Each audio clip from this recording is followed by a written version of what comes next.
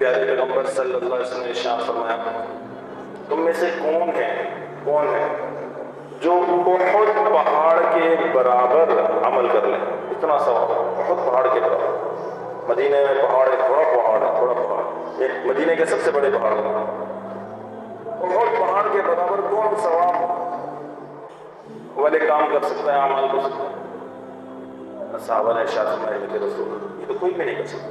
پیارے پیغمبر صلی اللہ علیہ وسلم نے ارشاد فرمایا جو ایک مرتبہ سبحان اللہ کہے اس کو احد پہاڑ برابر اجر اور ثواب.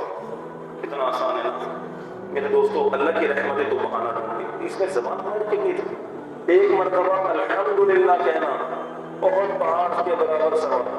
ایک مرتبہ اللہ اکبر کہنا احد پہاڑ کے برابر ثواب.